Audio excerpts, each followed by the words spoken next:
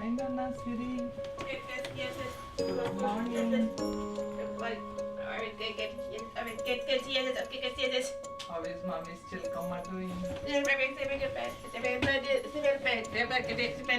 is sleeping in bed. Did you sleep good? Yes.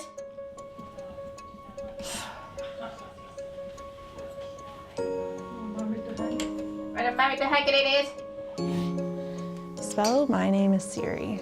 Well, my name is Siri. My name is Siri. Yes. Yes, it is. Go for it. All right. 3, 2, get straight. M and Y and N and A and N E I S S I R I.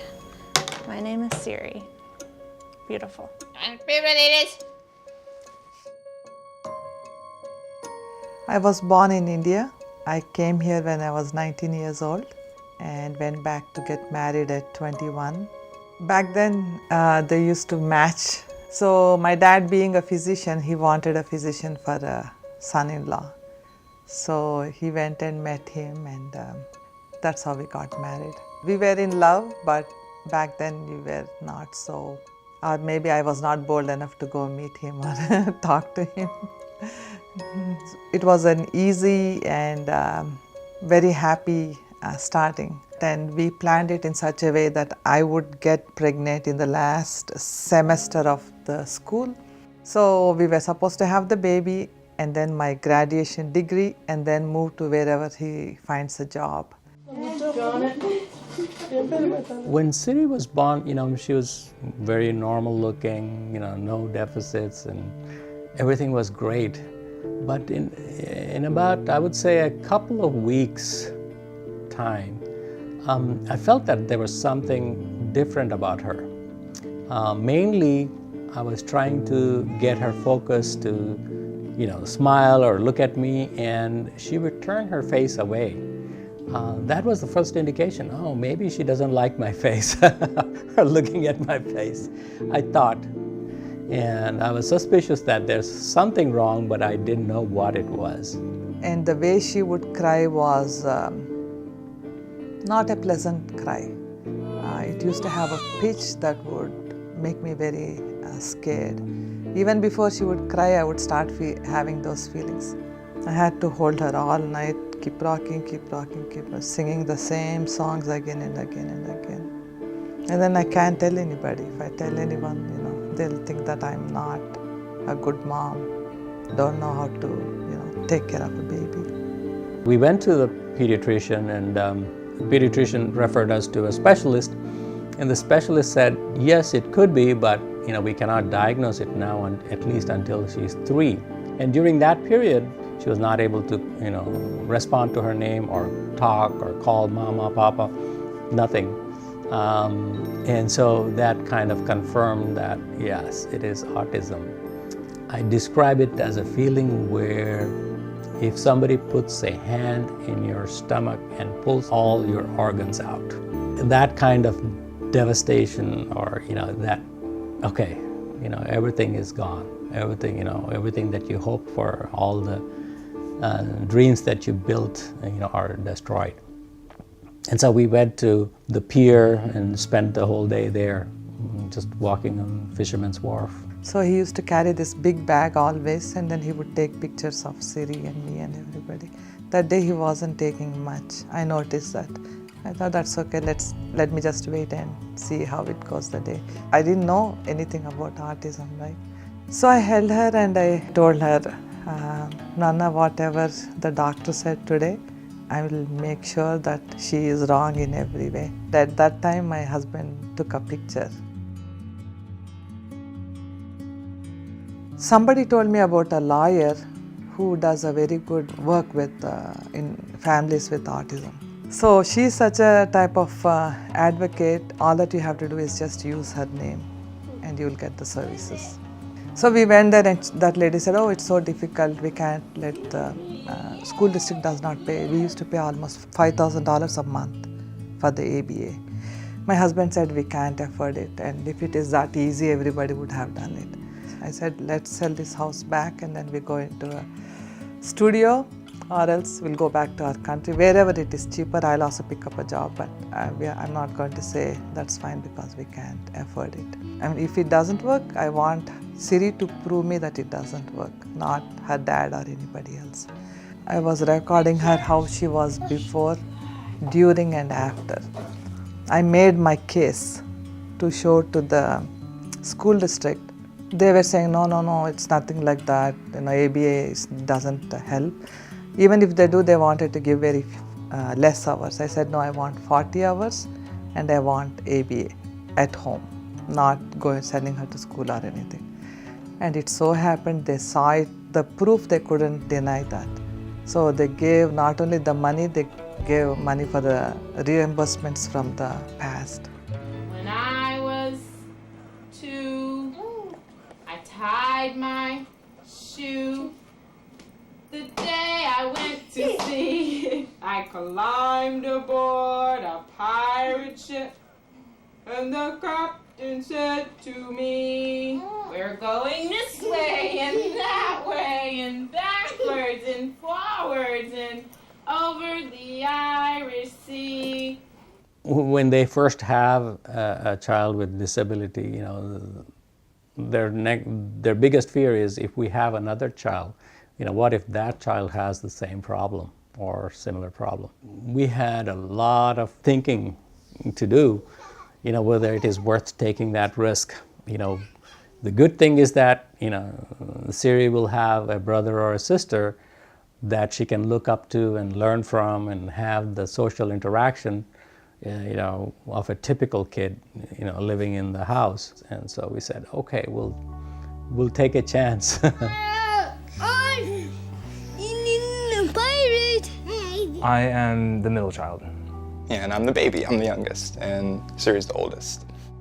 Growing up with Siri, I learned very early what it meant to be in a public space. I learned very early on that when you see the world sees you. Having Siri as my sister, it helped me understand that a lot more clearly and a lot earlier on in life than I think I would have understood later. Our parents were born and raised in India. My brother, sister, and I were born and raised here, and our sister has autism, and there's a lot of gaps of understanding. Growing up with Siri has made me into a much more sensitive person in all the best ways, yeah. Our parents would sit us down and kind of have a formal conversation about autism with my sister, and that would give us more confidence to explain to other people who my sister is. It was kind of hard being her siblings, not to kind of respond aggressively to some people who were a bit too liberal about staring. As a kid, you just think, hey, that's my sister, she's wonderful and amazing. Why can't we just go to this grocery store without, this kind of attention? You're expecting to talk with your sibling about just pop culture and video games and TV shows, and so there was a little bit of a learning curve kind of figuring out okay, no, I need to put in a little bit more effort to interact with my sister if I want to, foster this relationship. When the communication, the frustration, and the behavior starts to deteriorate, all the other activities will go down because you cannot take her out because she's frustrated, or she might push somebody, or she might hurt somebody. They don't have day programs that are suitable to her. She's an active person and she doesn't like to just sit and watch TV. While going through this, I decided that my dad can't help me, my sisters can't, all these people are physicians. Then I thought, even my husband couldn't. So I said, okay, there's only one direction, that is vertical. That's when I connected with God and I started praying a lot. I said that you gave me this kid, right? And you have to show me how I should raise her, because I cannot have her make my life miserable because I'm not able to take care of her, and I'm so scared to be alone with her. So my son went into the army and Siri was home. that was very difficult because I never had one of the kid out of the house. What she does is she's very tuned into my emotions. If I'm sad, she catches on very fast and then she gets anxious because she's not sure what's happening to me. I was going through the Facebook thing and missing my son, I would look through the pictures, army pictures, to see if I can see his hand or maybe a little bit of his face. They do put pictures of their training, and every day I would look at those and I would ask my husband, oh, is this Vamsi? And he would say, no, it's not him, it's not him. So in the army thing, they said that there are some soldiers that need care packages. So I said, okay, maybe I should see what I can do with Siri. I asked what is care package. Then they said toothpaste and toothbrush, little toiletries, and then the stuff for their feet and things, the hall mints and things like that. So I took that list and I said, Siri, can you bring a paper and a pen? Her handwriting is really good, so I made her write the addresses, and then I would write to the soldier that my son is training with you guys, and the verse is written by my daughter who has autism, and so they would write us back, and I would read those letters to Siri. And one of the soldiers, he said that that was his birthday and he received that box, and it was very encouraging that somebody could send a box to him, and that on his birthday. We didn't know, but it just went like that. So she touched many people's hearts when they were at their very lowest.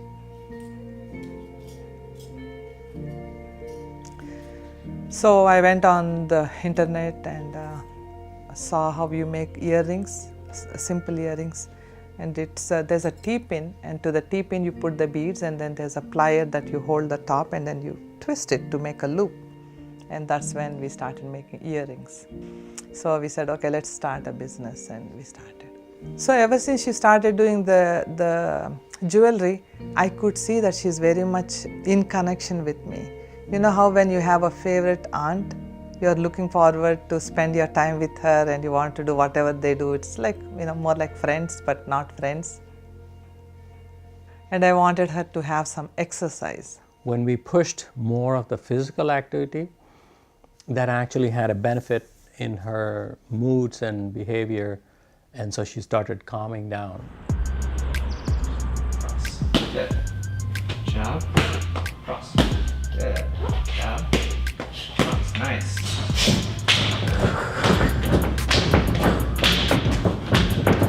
Good. 7. 8. 9. 10. Good. So we have 10 more. So on Instagram, I saw this company, Puzzle Piece Athletics. Then I thought I should contact these people. I contacted Chad Hooker. He's the one who started Puzzle Piece Athletics. When I called him, he said, yeah, come over, we will work with her. So we work with neurodivergent athletes, so they have special needs, whether they're on the spectrum or cerebral palsy or other disorders. So we do functional fitness programs for them. So with Siri, it's actually just been about a month. It's about four sessions, and she's quickly adjusted to my coaching style. I'm giving her positive encouragement all the time, and if I need to give her feedback, then I'll do that. But otherwise, whatever I'm doing, she's able to do it too. She's a really quick learner, makes progress quick. She loves boxing, she likes working with different people, and then she's eager to prove to mom how much she works hard and how much she can do. It's not just fitness, and it translates to everything else outside her life, for sure. Who is the strongest girl in this whole world? Siri, yes, Exactly. There we go. Siri is the strongest girl. How about a beautiful girl? Siri. Exactly. Yes. I know, Daddy, when Daddy does it, hurts less, right? There he is. Yeah. Mommy is old. So remember, this is where we focus on moving just our head, our shoulders, our chest, and then our favorite, our hips. Yeah? Yes. Okay. So we'll do that, we'll warm up, and then we'll do a couple songs that we've been practicing, and then I'll teach you a new song. Okay? Okay, good. Okay, let's get started.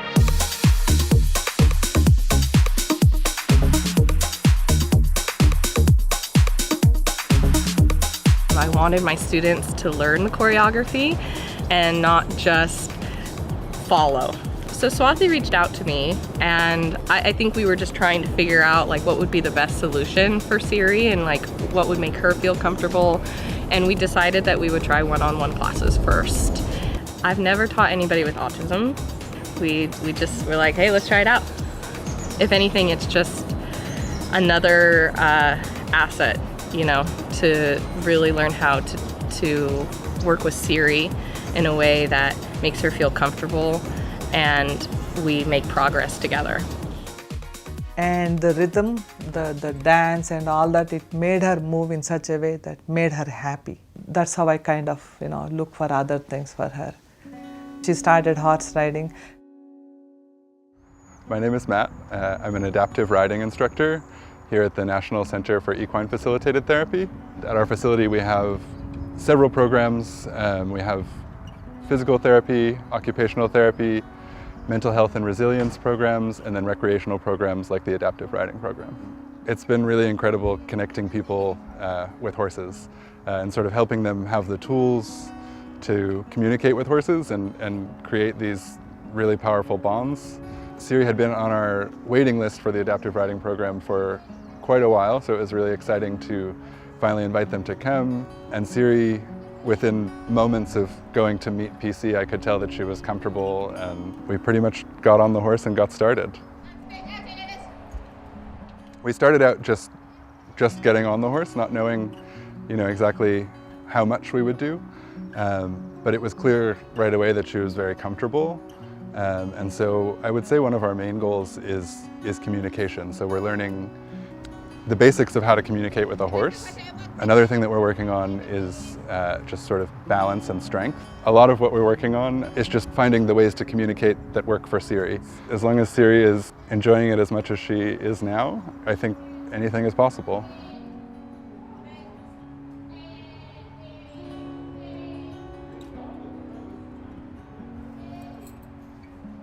I think one of the best things on disability advocacy is make yourself good at something, whether it be a sport or whether it's making jewelry.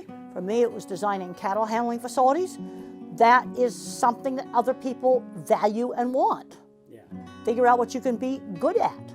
So I see too many young people today where autism or some other disability is becoming their total identity. My identity is college professor first, designer and animal behavior specialist, that comes first. You're a better advocate if you can show what someone with a disability can do. There's sometimes a tendency to underestimate the ability of a person. What about one word to describe your mom?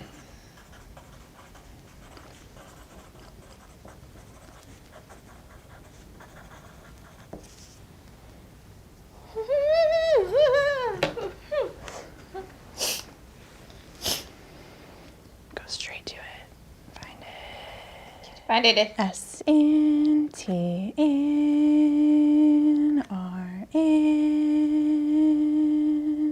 O-N. Find it. Trying to find it. Get there. N-N-G. Strong. You can hit that if you're done. Hit it. If it's done, hit it. Nice. Strong. I agree. I think your mother is an extremely strong woman. Then I thought, why don't I try spell to communicate again? My husband said, oh, we tried already, why do you want? I said, no, let's try and see. I don't know, some stubbornness I have in me that even though he says no, I would take it like an yes and I would go. So we went there and we were not sure if she would actually do it or not, and she did so well. I was so surprised. We work with non-speakers who are either minimally speaking, unreliably speaking, or completely non-speaking, so they can learn to spell and type to communicate. It's designed for students who have apraxia, and apraxia means, in layman's terms, a breakdown between the brain and the body communicating together. So these students have plenty of language, they have plenty of ideas, they have high intellect, but what they're able to produce with their own speech is less than what they are actually thinking.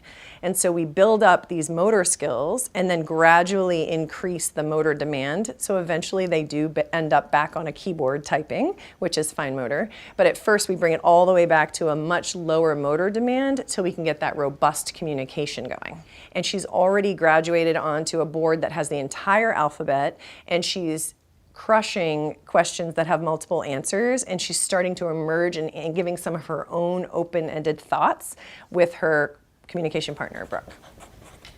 What about one word to describe yourself? I'm excited to hear. First letter. Favorite letter is R and E and B and E and. Find your letter. favorite letter is Oh, rebel.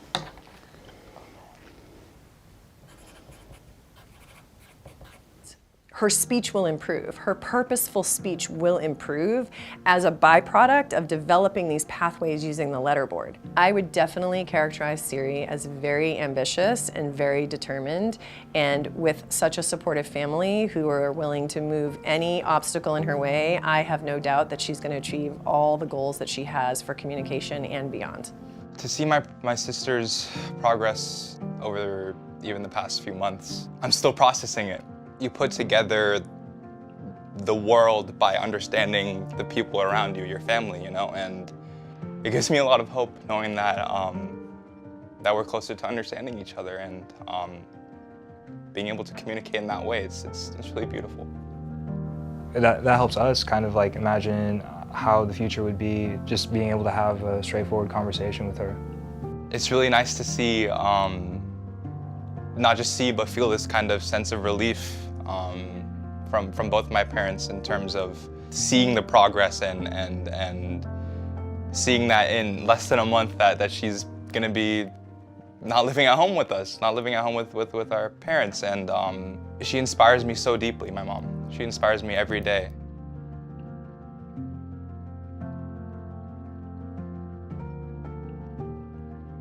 I'm really excited about this next phase that Siri is going to go through. You know, transitioning to become an independent adult. She never had the opportunity to be herself, right? You know, when she moves to her new home, I'm really excited that she'll get that opportunity. Then she may want a condo here in the city or something. No, she may want to go to college. That's true. Then, as soon as Siri transitions, the first thing I'm going to do is I'm going to take care of myself. How will I take care of myself is I'm going to sleep. I'll just go wherever I want and meet friends, and I won't even look at my watch. Most of all, I want to spend a lot of time with my husband. We want to pick up from where we left off 30 years ago. I met several people that have special needs kids, and I did tell one mom, I don't know how you do it, but I don't think I could do it, when Siri was newborn. And the lady laughed at me and she said that, oh Swati, nothing is special about me. When you become a mom, you'll get all that. And that's what I am today. There is really a light at the end of the tunnel, and there's a rainbow after the rain.